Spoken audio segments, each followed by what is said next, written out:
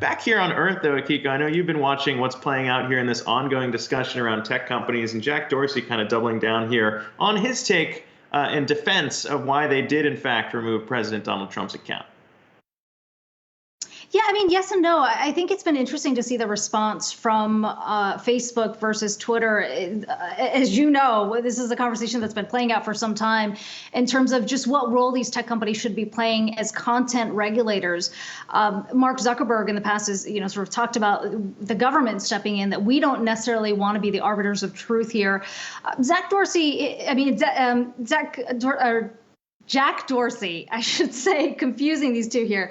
He has sort of taken this approach about talking about more of a decentralized approach. And I want to see if we can point to this thread that he put out yesterday, because I think it speaks to sort of the conversation that's happening within the company about how they move forward. And he says he doesn't necessarily celebrate or feel pride in having to ban President Trump from Twitter. After a clear warning, we take this action. We made a decision with the best information we had based on threats to physical safety, both on and off Twitter. So he does go on to talk about why they, in fact, made this move. But he also says that he doesn't necessarily think this is a positive for social media. He says having to take these actions fragment the public conversation. They divide us. They limit the potential for clarification, redemption, and learning, and sets a precedent I feel is dangerous. The power an individual or corporation has over a part of the global public conversation. That's kind of along the lines of what we heard from Facebook. Now, here's where I think they differ a bit.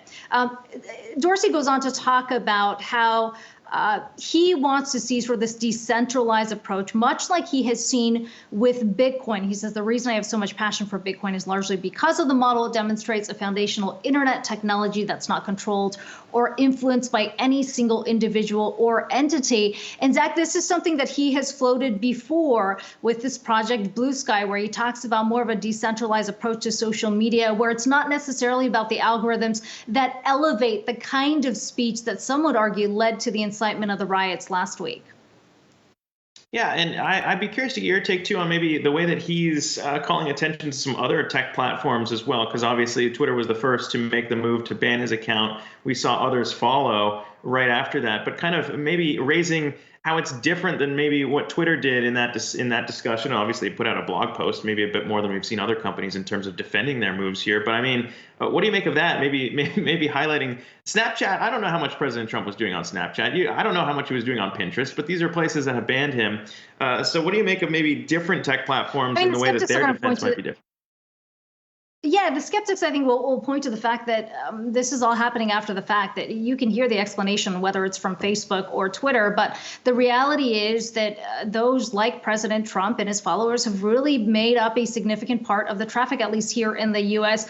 There are dollars that come along with it. And what we have seen play out since what happened in Washington, D.C. last week is, as expected, a lot of his followers, a lot of those, for example, who follow the conspiracy theory of QAnon, who've been kicked out of these platforms, they've moved to sort of more of the darker corners of the internet, those that are encrypted, like a Telegram or a Signal. Both of those companies, both of those platforms have talked about huge growth they have seen within the last week. So Twitter clearly sees where the traffic is moving.